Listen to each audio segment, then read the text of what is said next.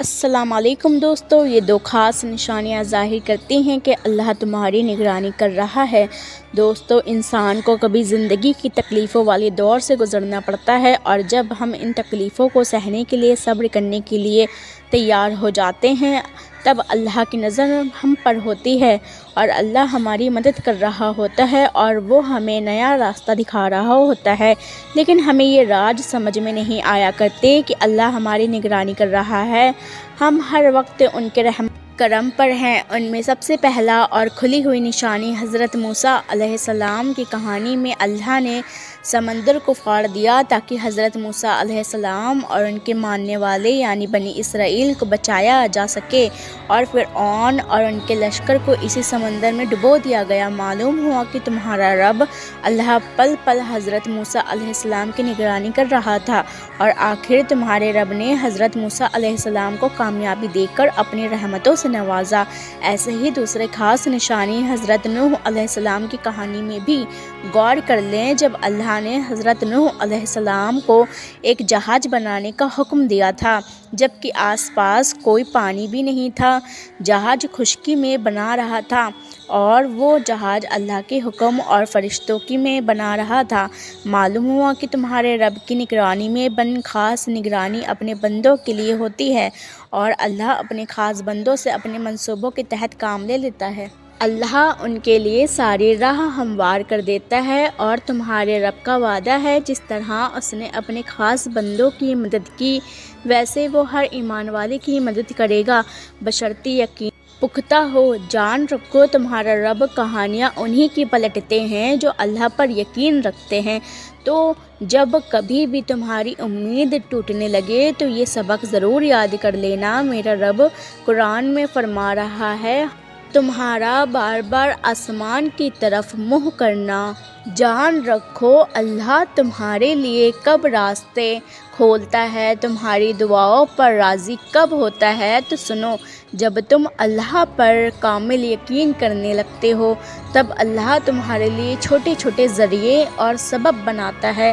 زندگی اور موت کو اس لیے پیدا کیا تاکہ وہ تمہیں آزمائے کہ تم میں سے زیادہ اچھا عمل کون کرتا ہے، اور وہ بڑی زبردست طاقت کا مالک ہے اور بہت معاف کرنے والا ہے، اور وہی وسیلے آخر کر تمہیں قبولیت کا راستہ دکھاتے ہیں۔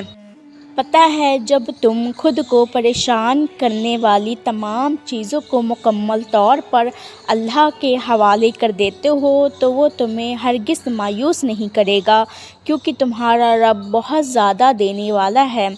تم دیکھنا، وہ عنقریب تمہاری زندگی کو خوبصورت رنگوں سے بھر دے گا، جس کی دعا تم اللہ سے بار بار مانگتے ہو۔ میرا رب قرآن میں فرما رہا ہے، بڑی ہی عظیم اور برکت والی ہے وہ ذات جس کے قبضۂ قدرت میں ساری کائنات کی بادشاہی ہے، اور وہ ہر چیز پر پوری طرح قادر ہے۔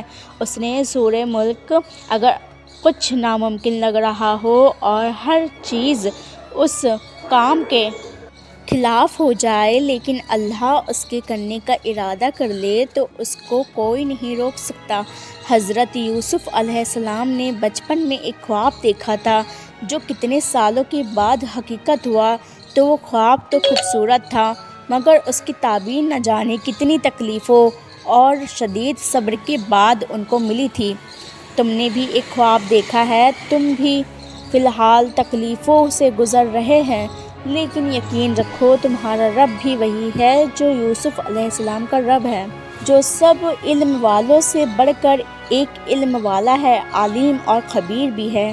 تمہیں پتہ ہے، جب بات ناممکن بات پر آ کر رک جاتی ہے نا، تب میرا رب کہتا ہے، ان اللہ علی کل شیء قدیر، اللہ ہر چیز پر قادر ہے۔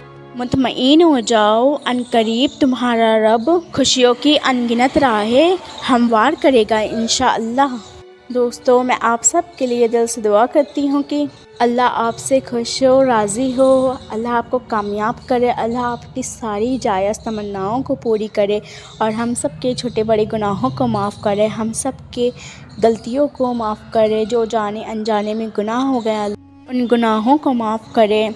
ملتے ہیں اسی طرح کی نئی اور ویڈیوز کے ساتھ. جب تک کے لیے اپنا خیال رکھیے، دعاؤں میں یاد رکھیے، اور ویڈیو اچھی لگی ہو تو پلیز لائک ضرور کر دیجیے گا، شیئر کرنا مت بھولیے گا، ویڈیو کو شیئر ضرور کر دیجیے گا.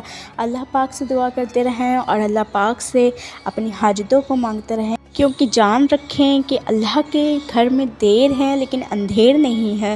تو پلیز مانگتے مانگتے تھک مت جائیے گا. اللہ پاک سے یقین اور توکل اور صبر کے ساتھ دعا کرتے رہیں، انشاءاللہ دعا ضرور قبول ہوگی. ملتے ہیں نیکسٹ ویڈیو میں، جب تک کہ اللہ حافظ.